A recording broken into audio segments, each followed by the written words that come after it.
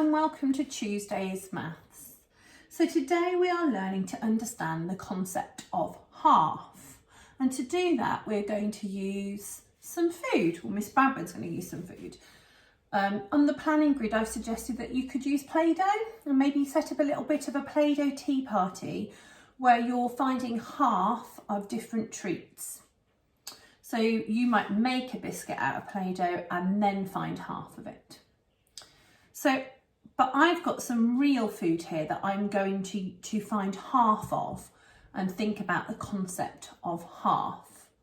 So when we're looking at half, we are thinking about dividing something up into two equal parts. So for example, I've got this piece of paper here.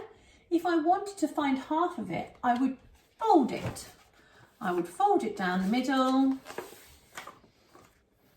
And then you can see I've got two halves. One half, two halves. And two halves make the whole.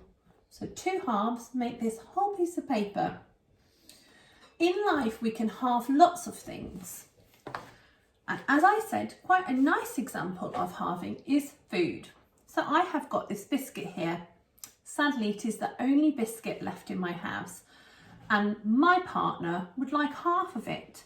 So I've got to find a way of cutting it in half fairly, because for it to be half, both parts need to be the same. I think I'm going to break my biscuit in half. So I'm going to have a really good go at thinking about where the middle is. We need to find the middle and then breaking it. Let's have a look. Oh, okay. So here are my two halves. Have a little look at those halves. Think about whether they are halves. Is that there, or is one half slightly bigger than the other? So I think that this half is slightly bigger. So we can't really call it a half because it's not the same amount. That was quite tricky to break my biscuit in half. This time I've got a banana. I'm going to break my banana in half. Let's have a go. So first of all, I've got to think about where the middle is. Do you think here's a good place? Would that be half if I used to break it there? Or there?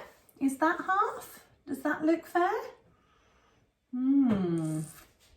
No, Miss Bradburn, we need to find the middle to find half. So I'm going to look, and I think that this is the middle of my banana, and I'm going to break it in half. Now, how can I test to see if these two sides are the same? Have you got an idea of how I can test whether it really is half? What could I do? Aha, I have an idea. I'm going to put them next to each other and see if they are the same length. Let me see. Actually, that's pretty good. Miss Bradburn, I think you've done a good job there. Finally, in my quest to find half today, I have got, just move this, I have got a box of raisins, because sometimes when we're finding half of something, it might not just be one. We might not just be finding half of one. And in a box of raisins, there's more than one raisin, but I still could find half. My first job is to count how many there are in total. So I'm going to count them onto a line here. 1, 2, 3,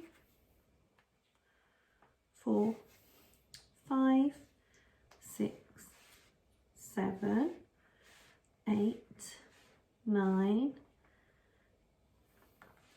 10, 11, 12, 13, 14.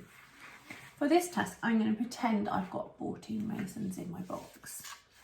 So how can I find half of 14 raisins? Well, a good way to do it is by using a piece of paper that we've split in half and sharing. So to share, we have to give one to one person, or one to one side of my paper and one to the other. We need to make sure it's always fair. So let's do that. One for you,